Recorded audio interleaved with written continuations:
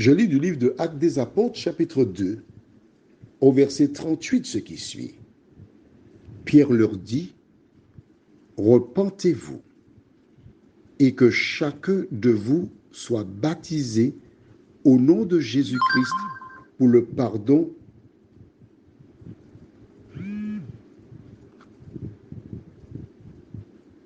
de vos péchés, et vous recevrez le don du Saint-Esprit. » Je reprends cela.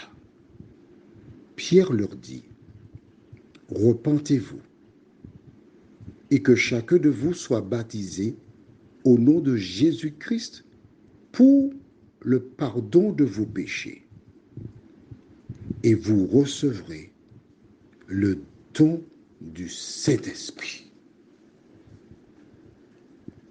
Notre thème, c'est « Repentez-vous ». Prions. Notre Seigneur et notre Dieu,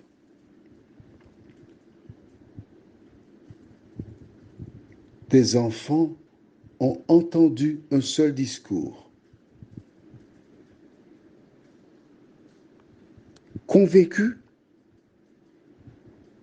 ils décidèrent de se donner à toi. Alors que nous étudierons cela, que ton esprit nous dirige dans toute la vérité, au nom de Jésus. Amen. Ils ont posé une question à Pierre. « Homme frère, que ferons-nous? Qu'est-ce qu'il nous reste à faire ?» Attention, écoute attentivement ce que je dis là maintenant. Aujourd'hui, toi, contrairement à ces personnes, tu as la Bible. Eux, ils ne l'avaient pas. Parce que Jésus venait de mourir, il leur expliquait ce qu'ils avaient compris et la mission que Jésus leur avait donnée. Ils ne pouvaient pas vérifier ce que disaient Pierre et les apôtres. On est d'accord? Bien. Mais ils ont été convaincus par le Saint-Esprit, exactement comme toi. Tu es convaincu de beaucoup de choses que j'ai déjà présentées. Et qu'est-ce qu'ils disent? Que ferons-nous? Qu'est-ce qu'il reste à faire? Pas difficile. Pierre leur dit quoi? 1. Repentez-vous. C'est la première chose qu'il y a à faire. Repentir, c'est quoi? Reconnaître, regretter, délaisser, abandonner. Proverbe 28, verset 13. Celui qui cache ses transgressions ne prospère point, mais celui qui les avoue et les délaisse obtient miséricorde, le pardon. C'est ce dont tu as besoin. C'est ce dont j'ai besoin. Deuxièmement, et que chacun de vous, on parle d'adultes qui ont posé la question, que ferons-nous? Que chacun soit baptisé au nom de Jésus-Christ pour le pardon de vos péchés. As-tu des péchés? Comme tout homme, mais bien sûr. Alors tu dois être baptisé. Mais oui. Il y a la communion, mais c'est quelque chose que nous verrons ultérieurement. D'accord?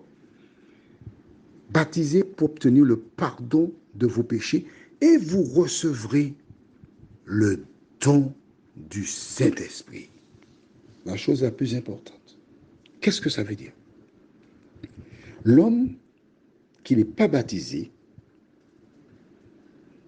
est visité par l'Esprit Saint qui lui parle. Mais l'Esprit n'habite pas en lui. Pourquoi? La Bible déclare que l'homme, c'est David qui le dit dans le psaume 51. « Voici, je suis né dans le péché et ma mère m'a conçu dans l'iniquité. » D'accord? La nature de l'homme, elle est pécheresse. Quoi qu'il fasse, pécheresse. Quel que soit ce qu'il pourrait prendre pour se laver, il demeurera pécheur. C'est sa nature. Il y a en lui des éléments qui ne sont pas divins. D'accord? Bien. Il est tenté par le diable. qui n'a pas le contrôle sur lui. Mais par ses actions, il n'est pas encore la propriété de Dieu.